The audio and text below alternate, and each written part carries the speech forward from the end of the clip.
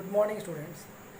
आज के video lecture में बेसिक्स ऑफ इंग्लिश ग्रामर, इससे पहले दो पोर्शन में हमने कवर किया था पार्ट्स ऑफ स्पीच।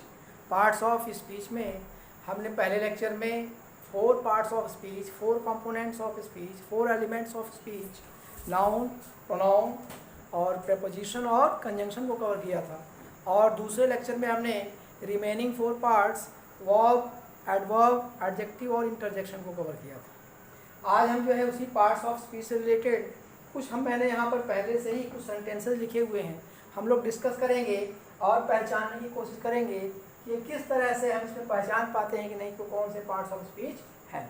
आइए वन बाय वन देखते हैं। यहाँ पर पहला सेंटेंस है she is a hard worker. तो यहाँ पर इज़ वर्ब है, शी प्रोनाउन है, सब्जेक्ट है। अब यहाँ पर देखिए ए लगा हुआ है। जब भी किसी शब्द के आगे ए एन दी लगाया जाता है तो जनरली वो संज्ञा होता है, यानी ये पूरा जो वर्ड है हार्ड वर्कर, ये नाउन है।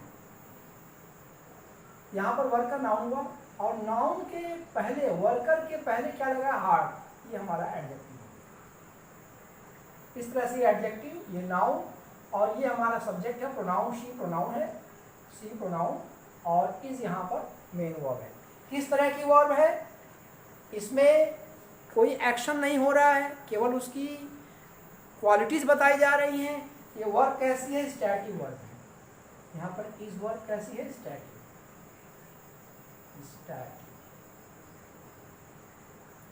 इससे पहले बताया गया था कि ऐसी क्रिया जो वर्ब की स्टेट को बताए, सब्जेक्ट के स्टेट को बताए, उसमें कोई मूवमेंट ना हो रहा हो, उसमें कोई वर्क ना हो रहा हो, ऐसी वर्ब को हम स्टेटिक वर्ब कहते हैं। इससे और आगे हम लोग जो है जब वर्ब का पोर्शन कवर करेंगे तो उसमें हम सीखेंगे कि स्टैटिक वर्ब्स जनरली ये एडजेक्टिव फॉलो करती हैं और जो डायनेमिक वर्ब्स हैं जिसमें मूवमेंट होता है, जिसमें वर्क होता है, उसमें एडवर्ब का यूज़ किया जाता है। आगे हम लोग अगले वीडियो लेक्चर में इसका कवर करेंगे। अब आइए दूसरा सेंटेंस देखिए, दे। यहाँ दे प्रोनाउन है, वर्क काम करते हैं, हार्ड कठिन। तो यहाँ पर हार्ड जो वर्ड है ये दे को नहीं बता रहा है, दे हार्ड नहीं है बल्कि वर्क हार्ड है। They are not hard but their work is hard, उनका वर्क हार्ड है। तो दे मीन्स वे, वर्क मीन्स काम करते हैं, हार्ड मीन्स काम करने का तरीका सलीका बता रहा हार्ड। यहाँ पर हार्ड क्या हो गया, एडवर्ब, यानी ऐसा वर्ब जो वर्ब के बाद में आए और वर्ब को डिस्क्राइब करे कि वह वर्क कैसे किया जा रहा है, हार्ड किया जा रहा है। यहाँ पर जो है ये वर्क हार्ड क्या हो गया, एडवर्ब हो गया, और वर्क क्या है, वर्ब है। तीसरा सेंटेंस देखिए, ही यहाँ पर क्या है, प्रोनाउन, सब्जेक्ट है। रिसाइड्स, रिसाइड्स मीन्स होता है रहना, ठहरना, ये वर्ब है। द नेक्स्ट फ्लैट, यहाँ पर फ्लैट है, फ्लैट ये नाउन है। इसके पहले द आया हुआ है, द जब भी यूज किया जाता है, यहाँ पर ये नेक्स्ट फ्लैट ये क्या हो गया, नाउन हो गया। नाउन के पहले द आया है और एक नाउन के आगे कोई वर्ड आए और उस नाउन का संबंध सेंटेंस के दूसरे शब्दों से करे, ऐसे शब्द को हम प्रेपोजिशन कहते हैं। यहाँ पर इन क्या हो गया, प्रेपोजिशन। प्रेपोजिशन। चौथे सेंटेंस में व्हेन आई सा him next I gave him the parcel. यहाँ पर देखिए व्हेन आई सा him next, I gave him, यहाँ पर गेव क्या है वर्ब, हिम क्या है प्रोनाउन, द पार्सल नाउन, और यहाँ पर आई क्या है, सब्जेक्ट, सा वर्ब, हिम क्या है, प्रोनाउन। यहाँ पर सा मतलब कि देखा कब, अगली बार। सा नेक्स्ट, सा हिम नेक्स्ट, अगली बार। यहाँ पर देखना कब, अगली बार। यहाँ ये नेक्स्ट क्या हो गया, एडवर्ब हो गया। आई, अगला sentence, I water the field every next day. अब यहाँ पर देखिए आई क्या हो गया, सब्जेक्ट है, ये प्रोनाउन है। वाटर यानी पानी देता हूँ, यहाँ पर वाटर क्या हो गया, वाटर। और यहाँ पर द फील्ड क्या है, फील्ड नाउन है। Next, the uniform is dirty. क्या गंदी है? यूनिफॉर्म गंदी है। इस तरह से यूनिफॉर्म इज नाउन, और नाउन को डिस्क्राइब करने वाला जो वर्ड है वो क्या कहलाएगा? एडजेक्टिव कहलाएगा। In this way dirty is adjective. Next, they pronoun, लाइट यानी झूठ बोला, यहाँ काम हो रहा word. They are to their parents, their parents यहाँ पर ये नाउन है, इसके पहले आया टू वर्ड, ये प्रीपोजिशन हो गया। रीमा यहाँ पर नेम है, subject noun. Told, all I, A या एन जब भी लगता है किसी नाउन के पहले लगता है, lie is noun, lie is noun. The dog ran fast, fast is the quality of run, किस तरह से दौड़ रहा है? तेज दौड़ रहा है। तो रैन की क्वालिटी बतला रहा है फास्ट, यहाँ पर रैन वर्ब है और वर्ब की क्वालिटी बतला रहा है, इसलिए फास्ट क्या हो गया? एडवर्ब हो गया। Milkha Singh name, Milkha Singh is name, subject noun, is verb. Runner, runner is noun. In this way fast इसके पहले आया, ये एडजेक्टिव हो गया। रनर कैसा है? Fast runner. My parents fast on Sunday, यहाँ पर फास्ट क्या है? वर्ब। फास्ट करते हैं, फास्ट रखते हैं, उपवास जिसे हिंदी में कहते हैं, यहाँ पर फास्ट क्या हो गया? वर्ब। आगे आइए, there was a smile on her face, और वर्ड यूज आया है। और हम जानते हैं ए या एन वर्ड जो यूज करते हैं हमेशा नाउन के पहले यूज करते हैं, यहाँ पर स्माइल क्या हो गया? नाउन हो गया। दूसरे सेंटेंस में शी स्माइल्ड एट देम, यहाँ पर स्माइल आया। शी यहाँ पर क्या है? Subject pronoun. Smile is V2 form, मुस्कुराई एट देम, उनके ऊपर देखकर मुस्कुराई, यहाँ पर स्माइल क्या हो गया? वर्ब हो गया। In this way, in a sentence, we can predict, we can check, we can identify the different elements, components or parts of a speech. कि उसमें जो 8 parts हैं, noun है, pronoun है, adjective है, verb है, adverb है, preposition, conjunction and interjection can be identified in a sentence. किसी वाक्य में इस तरह से इनको पहचाना जा सकता है। अब इसमें हम आगे बढ़ेंगे। अभी हमने जो पार्ट्स ऑफ स्पीच में पढ़ा है, अगले हम लेक्चर में वर्ब को कवर करेंगे। वर्ब का जो फील्ड है वास्ट एंड वाइड है। फाइनाइट वर्ब पहले बताया जा चुका है, नॉन फाइनाइट बताया जा चुका है। अब इसमें अगला वर्ड आता है वर्ब में रेगुलर वर्ब्स और irregular verbs. What do you mean by regular verbs? Regular verbs किसको कहते हैं? Regular verb means they follow a regular pattern in their different form, यानी ऐसी क्रियाएं जिनका दूसरा रूप और तीसरा रूप बनाने में एक निश्चित नियम का अनुसरण किया जा रहा हो, ऐसी वर्ब को हम लोग रेगुलर वर्ब्स कहते हैं। जैसे आस्क्ड, आस्क वर्ड है, वर्ब है, आस्क में ईडी लगा दिया जाए, आस्क्ड, आस्क्ड, ये क्या हो गया? वर्ब की सेकेंड और थर्ड फॉर्म हो जाएगी। उसी तरह से हम और बहुत से ऐसी क्रियाएं हैं जिसके आखिर में ईडी लगा करके हम क्या कर सकते हैं? उनका सेकेंड और थर्ड फॉर्म बना सकते हैं, यानी जिसमें एक सिस्टमेटिक नियम हो, एक सिस्टमेटिक रूल हो, एक रेगुलर रूल हो, सामान्यतः ईडी लगा हो आखिर में, ऐसी क्रियाओं को हम जनरली रेगुलर वर्ब्स कहते हैं।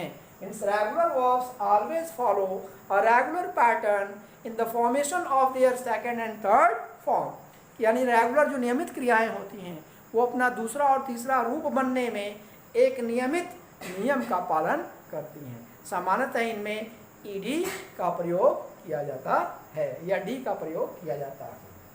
अब उसी का उल्टा क्या है? Irregular verb. Irregular verb means they do not follow a regular pattern in the formation of their second form और थर्ड फॉर्म, यानी ऐसी क्रियाएं जो अपना सेकंड और थर्ड फॉर्म बनने में कोई डेफिनिट नियम का फॉलो न करें, उन्हें हम इरेगुलर वर्ब्स कहते हैं। जैसे गो है, गो मीन्स जाना, इसका सेकंड फॉर्म वेंट है, गॉन है, इसमें कोई रेगुलरिटी नहीं है, कोई डेफिनेट रूल नहीं है। उसी तरह बाई है, बॉट, बॉट, इसमें भी कोई रेगुलरिटी नहीं है। तो जब अलग तरह से अलग अलग तरीके से कोई विदाउट रूल अलग अलग उनके सेकंड और थर्ड फॉर्म बन जाए अलग अलग नियमों के द्वारा, उसमें ईडी न जोड़ें, अलग तरह से बनाया जाए, तो ऐसी वर्ब को हम इरेगुलर वर्ब्स कहते हैं। इरेगुलर वर्ब्स में जैसे बाई है, इसका सेकंड फॉर्म हो गया बॉट, ये हमारा irregular, by first form, second form, और इसका थर्ड फॉर्म यही होगा बॉट। ये क्या है, ये आपकी है इरेगुलर, इरेगुलर। और रेगुलर में जैसे हमारा आस्क है, आस्क, इसका सेकंड फॉर्म क्या है, आस्क, ईडी लग गया, ये सेकंड फॉर्म भी यही होगा, थर्ड फॉर्म भी हो गया। उसी तरह से हमारा लाइक है, लाइक्ड है, ये V2 भी है और V3 भी। तो like, like, like, ask, ask, ask, इसमें एक पैटर्न है, इसमें एक डेफिनेट रूल है, ईडी ईडी लगाया जा रहा है, ये हमारी रेगुलर वर्ब हो गई। और ये हमारा क्या हो गया, इरेगुलर वर्ब। स्टैटिक वर्ब्स पहले कवर किया जा चुका है, यानी जो वर्ब के स्टेट को बताएं, पोजीशन को बताएं, उसको हम क्या कहेंगे, स्टैटिक वर्ब्स कहेंगे। और स्टैटिक वर्ब्स इसमें कोई एक्शन नहीं होता है। उसके उसी का ठीक अपोजिट क्या है, डायनेमिक वर्ब्स है। डायनेमिक वर्ब्स में एक्शन होता है, दे फॉलो। डायनेमिक वर्ब्स आगे हम पढ़ेंगे, इसमें हमेशा एडवर्ब का यूज किया जाता है, स्टैटिक वर्ब में हमेशा एडजेक्टिव फॉलो किया जाता है, आगे हम लोग पढ़ेंगे। हेल्पिंग वर्ब, हेल्पिंग वर्ब्स ऐसी वर्ब हैं जो मेन वर्ब के पहले आकर के उसके एक्शन को डिफाइन करें। जैसे प्रेजेंट इंडेफिनिट टेंस में हम हेल्पिंग वर्ब डू और डज का यूज करते हैं, पास्ट इंडेफिनिट टेंस में हम हेल्पिंग वर्ब डिड का यूज करते हैं, प्रेजेंट परफेक्ट टेंस में हम हेल्पिंग वर्ब हैज और हैव का यूज करते हैं। डिफरेंट हेल्पिंग वर्ब्स हैं। मोडल्स, ये वर्ब के मोड को बताते हैं, क्या मोड है, उनकी दशा क्या है, स्थिति क्या है। जैसे शाल है, शुड है, कैन, कुड है, मे, माइट है, मस्ट है, ऑट है, नीड है, डेयर है, ये सब क्या है, मोडल्स। ये आगे हम लोग पढ़ेंगे। ट्रांजिटिव वर्ब और इंट्रांजिटिव, ये सब हम आगे कवर करेंगे। और लास्ट में यहाँ पर हम लोग देखेंगे, यहाँ पर जैसे वर्ब का आईएनजी फॉर्म, क्रिया के पहले रूप में जब आईएनजी जोड़ दिया जाता है तो वो तीन तरह से कार्य कर सकता है। अभी तक तो हम ये समझते हैं कि क्रिया के पहले रूप में आईएनजी जोड़ देने से वो केवल जो है कंटिन्यूअस टेंस का ही काम करता है, लेकिन इंग्लिश लैंग्वेज में the same word can play different role. एक ही शब्द कई भूमिका निभा सकता है। The same word can be a noun, the same word can be a verb, the same word can be an adverb. एक ही शब्द कई रूप में हो सकता है। तो इस तरह से यहाँ पर वर्ब की फर्स्ट फॉर्म में जो आईएनजी जोड़ा गया है, ये किसी जो है सेंटेंस में एक्शन को डिफाइन करने के लिए, जनरली कंटिन्यूअस टेंस में हेल्पिंग वर्ब के साथ वर्ब की फर्स्ट फॉर्म का आईएनजी लगा करके हम present continuous tense, past continuous tense, future continuous tense और जितने भी परफेक्ट कंटिन्यूअस टेंस हैं उसमें हम इसका यूज करते हैं वर्ब की फर्स्ट फॉर्म में आईएनजी। तो वहाँ पर ये एक्शन बतलाते हैं। फिर उसके बाद दूसरा जो वर्ब की आईएनजी फॉर्म का काम है वो जेरेंड की तरह से है, जिसे हिंदी में हम क्रियावाचक संज्ञा कहते हैं, जेरेंड। ये कैसे बनता है, ये भी gerund is also form by adding ING to the first form of the verb. क्रिया के पहले रूप में आईएनजी जोड़ने से जेरेंड भी बनता है, लेकिन जेरेंड हमेशा जो है संज्ञा की तरह से ही कार्य करता है। इसकी पहचान यही है कि वाक्य में सदैव संज्ञा की तरह से ही कार्य करेगा, और क्योंकि संज्ञा की तरह से कार्य कर रहा है इसलिए वाक्य में सदैव सब्जेक्ट की तरह से यूज किया जाएगा, ऑब्जेक्ट की तरह से यूज किया जाएगा, ऑब्जेक्ट की कॉम्प्लीमेंट की तरह से यूज किया जाएगा, या फॉलोड बाय प्रीपोजिशन की तरह से यूज किया जाएगा। इसकी पहचान यही है, जेरेंड की पहचानने का तरीका यही है कि ये हमेशा सेंटेंस में नाउन की तरह से कार्य करेगा, सब्जेक्ट या ऑब्जेक्ट की तरह से आकर के। नेक्स्ट हमारा है प्रेजेंट पार्टिसिपल। ये भी वर्ब की फर्स्ट फॉर्म में आईएनजी जोड़ने से बनता है। इसे हम क्रियावाचक विशेषण कह सकते हैं, यानी प्रेजेंट पार्टिसिपल एक विशेषण की तरह से कार्य करता है, एन एडजेक्टिव की तरह से काम करता है, acts as an adjective, gerund acts as a noun. अब यहाँ पर देखिए मैंने एक एक एग्जाम्पल लिया है। जैसे आई एम गोइंग, यहाँ गो में आईएनजी जोड़ करके गोइंग बनाया गया, और इस गोइंग के पहले एम क्या है, ये हेल्पिंग वर्ब है। तो जब हेल्पिंग वर्ब के बाद वर्ब की फर्स्ट फॉर्म में आईएनजी जोड़ा जाए तो ये यहाँ पर एक्शन बतला रहा है कंटिन्यूअस टेंस। यहाँ पर ये प्रेजेंट कंटिन्यूअस टेंस है, यहाँ पर इसका यूज प्रेजेंट कंटिन्यूअस टेंस की तरह से किया गया पहले सेंटेंस में। दूसरा सेंटेंस उसी तरह से है, she was crying, was is helping verb, cry is main verb, और इसमें क्या जोड़ दिया गया, ING, crying. In this way ये पास्ट कंटिन्यूअस टेंस को बतला रहा है। But in the third sentence में जो वॉकिंग है एज ए सब्जेक्ट की तरह से यूज किया गया, कर्ता की तरह से यूज किया गया, और सब्जेक्ट और कर्ता की तरह से सदैव नाउन या प्रोनाउन फॉर्म को ही यूज किया जा सकता है। तो इस तरह से यहाँ पर वॉकिंग क्या हो गया, नाउन फॉर्म का हो गया, और ये हमारा वॉकिंग क्या हो गया, जेरेंट हो गया, जेरेंट। इसी तरह से नीचे वाला सेंटेंस में आई फाउंड हर, मैंने उसको पाया वॉकिंग ऑन द रोड। अब यहां पर देखिए ऑन द रोड, यहां द रोड क्या है, नाउन है, नाउन के पहले वॉकिंग आया है, यानी ये इसका क्या कर रहा है, विशेषता प्रकट कर रहा है, क्वालिफाई कर रहा है, तो यहां पर ये एडजेक्टिव, इस तरह से यहां पर ये प्रेजेंट पार्टिसिपल हो गया, वॉकिंग क्या हो गया, present participle. In this way in a sentence we can easily identify, analyze helping verb and main verb ing form, continuous tense, gerund form या present participle form, इनको आसानी से हम ये पहचान सकते हैं। इससे अगली क्लास में हम लोग बाकी जो पोर्शन है इसको कवर करेंगे, और साथ साथ में हम V3 का यूज़ कहाँ कहाँ किया जाता है, किस तरह से इसको पास्ट पार्टिसिपल फॉर्म में और किस तरह से इसको परफेक्ट टेंसेज में करते हैं या पैसिव वॉइस में करते हैं, इसका हम अध्ययन करेंगे। आज के लिए बस इतना ही।